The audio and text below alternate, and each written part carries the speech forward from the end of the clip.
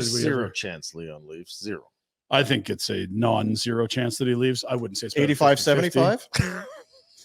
So I find it interesting because like this is their best financial chance to win, probably of the McDavid era, right? They've got a good team.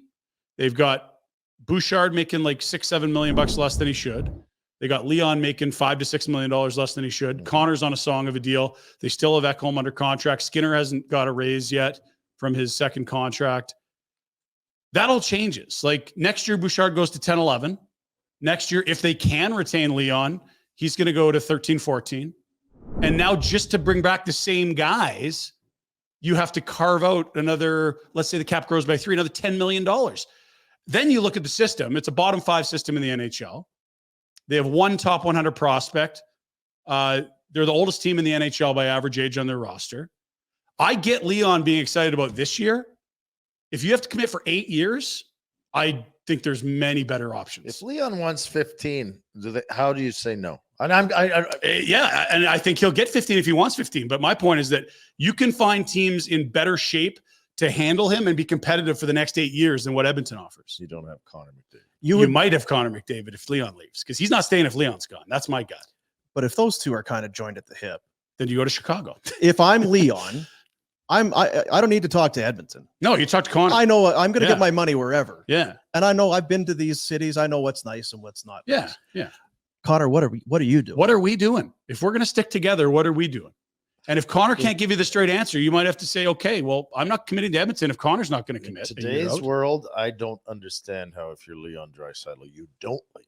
I don't know how the Oilers allow him to leave, but they don't have any say in it if he wants to leave. Correct. He holds all the cards. This is his walk year, and they have to win a cup this year or things get much more difficult. He's got all the leverage. He can ask for whatever he wants. Remember when Korea and Solani both went to Colorado or whatever it was, and they took less to go there? It's like, well, just give them the cup. There's no point in even playing the season because it didn't work. How old were they? Well, I mean, it's not a comparable. No, I just mean, but those were two guys that picked their spot together and took less to play together. It's just that they weren't in their primes like Leon Draisaitl. I'm not saying you're trying to compare. It's just that these guys are going to go get big term deals. The only way I'm signing in Edmonton if I'm Leon, I sign a 1-year deal so I line up with Connor. And then we can both make our decision at the same time. The nightmare for Leon would be commit 8 years and then Connor looks around, something doesn't go right this year, and he's like, bleep it, I'm out. I wonder if there's anyone who could put together a compelling argument that Pinder would take just even a step back and say, okay, I can see that makes sense for Leon and Connor to stay in Edmonton. I don't. Do you think there's anyone that could do there's it? Someone that is. This is but I don't understand it. Like if I'm sitting there, no, it's not the skill. It's that you just eventually just put the wall up. And when's the lockout? When is it? A couple more years? Yeah. Because I actually wonder what's going to come of well, I know I'm being, but is there going to be a situation where the tax advantages? I don't know how. No, they won't. Okay, then if you're Leon and you're not worried about that, but when you're talking about that kind of money, you can go. We've said it.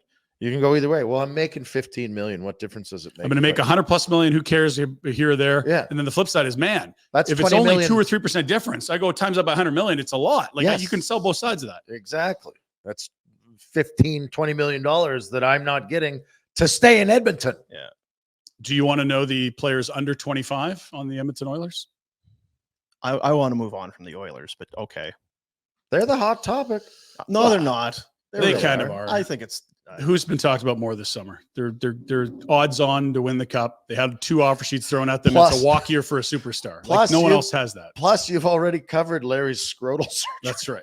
Yeah, Larry, you really hit scrotal tuck. Team 31's backup goalie got more love than I thought I was going to get today. Yeah, well, hey, it's breaking news. Breaking news. You got to cover the big stories. It's what we do. Hey guys, thanks for watching. Be sure to check out more of our content right here on the Flames Nation YouTube page. We had a bunch of great long form interviews. You can check out some videos we've done as well outside of the studio. And of course, if you want more writing or merchandise stuff, flamesnation.ca or nationgear.ca. Appreciate you watching.